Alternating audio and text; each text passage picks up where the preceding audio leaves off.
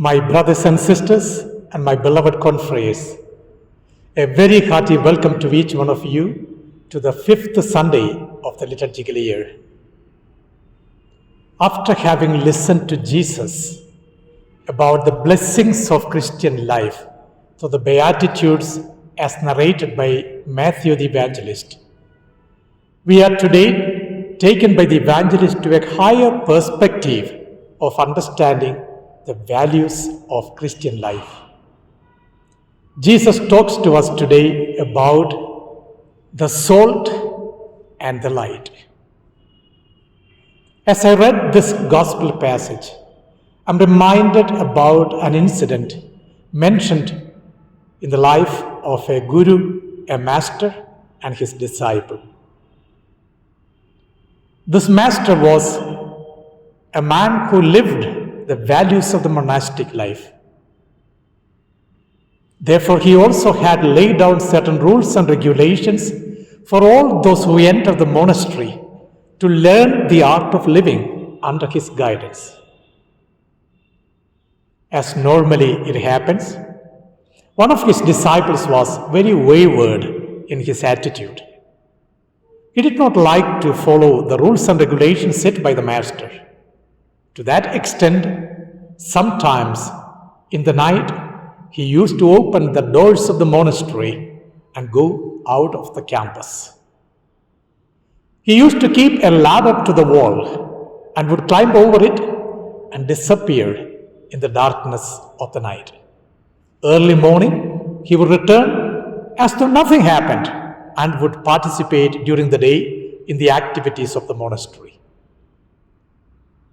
The master, being a wise man, understood what his disciple was all about.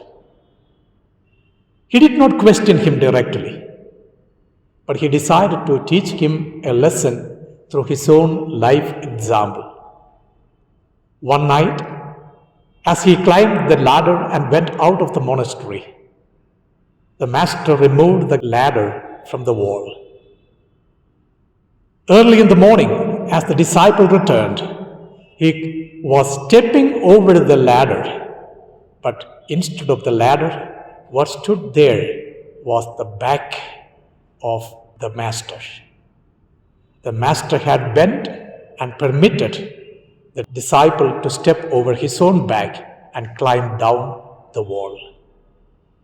The disciple immediately understood, "My God, it is the master who is giving me his own back to step over and to climb down."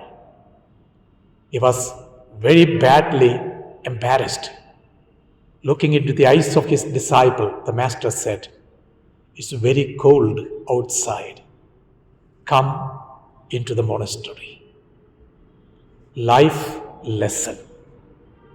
My brothers and sisters, today when Jesus is speaking about the salt losing its saltiness, it does not mean anything other than the sanctity of a disciple who follows him, as well as the necessity to safeguard holiness in one's way of life.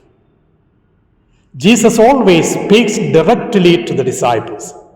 He does not have any other way to speak to them than confronting them face to face.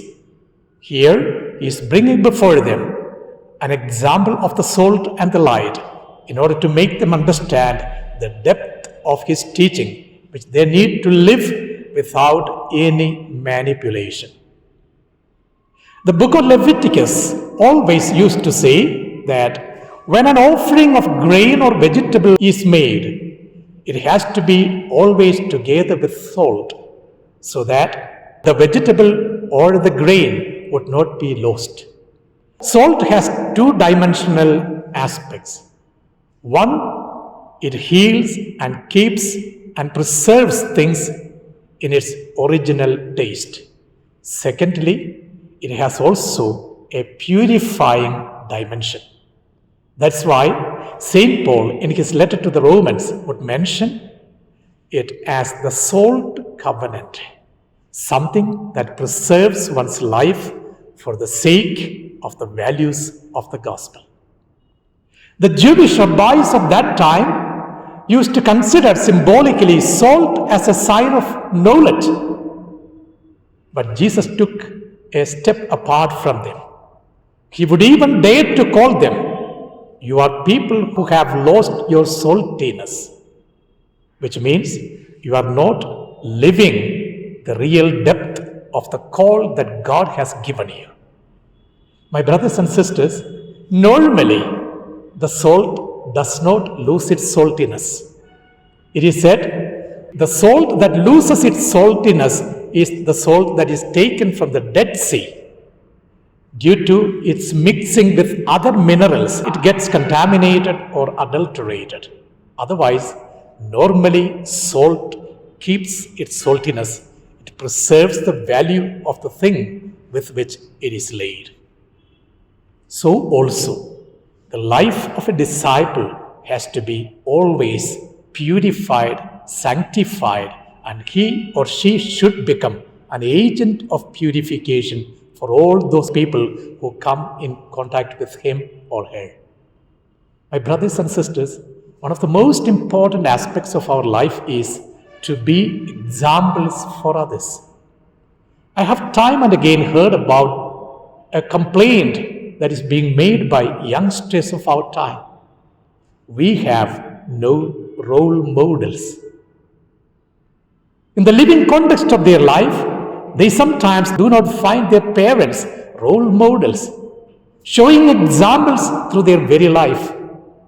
Sometimes we hear this cry in the seminaries and monasteries of our own times, where the young priests or young religious say, "We have no one to look up to." Has the salt lost its saltiness? Only time can prove it. I believe it is time for all of us to be aware of the call and the cost of being a Christian. A Christian has to be someone who emulates the lifestyle of Jesus in her personal life. Thereby, all those who come in contact with me, with you, will have that perfume of Christ permeated through our very life example. Jesus goes further. He tells, "You are the light of the world." Can anyone keep a light under a bushel? It will never give the light to others. And that exactly is the call of a Christian today. If you read the book of Isaiah, chapter 42, as well as chapter 49, it speaks about the mountain of the Lord. The mountain that we need to climb up to. The mountain of the Lord is the highest mountain among all other mountains.